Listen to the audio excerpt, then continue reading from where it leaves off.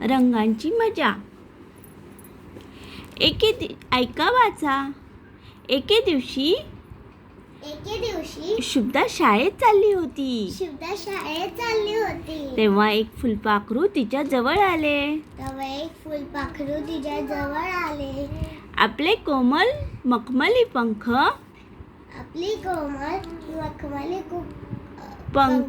उडवत ते शुभदाला म्हणाले, शुभदा, आज मी तुला एक गंमत दाखवणार आहे.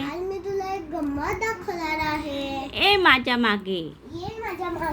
शुभदा फुलपाखराच्या मागे जाऊ लागली. शुभदाला घेऊन फुलपाखरू नदीजवळ आले.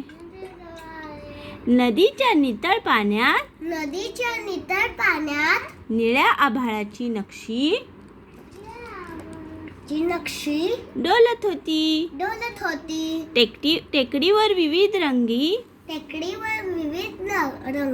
रानफुले वाऱ्याशी खेळत होती.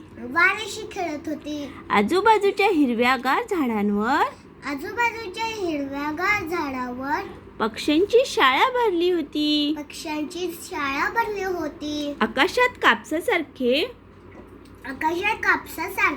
पांढरे शुभ्र ढग जमा झाले होते. त्या झाडाला सप्तरंगाचा झोका टांगलेला होता. ते मोहक रंग पाहून शुभदा हरकून गेली. शुभदाला झोक्यावर बसून झोके घ्यावेसे वाटले. ती झोक्यावर बसली. पण झोका पुढे जाईच ना. झोक्याला मागून कोणीतरी ओढत आहे असे तिला वाटू लागले.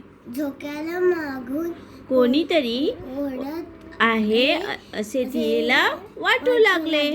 तिने डोळे उघडले तर समोर आई उभी होती. आई म्हणाली, का ग हसतेस?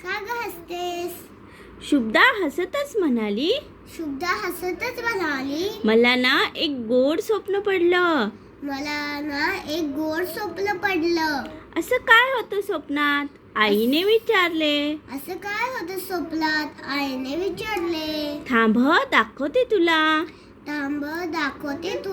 शुभदाने तिचे स्वप्न कागदावर रंगवले.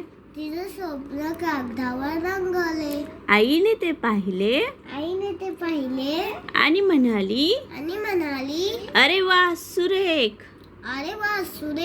अगदी तुला आवडणाऱ्या रंगांसारखेच.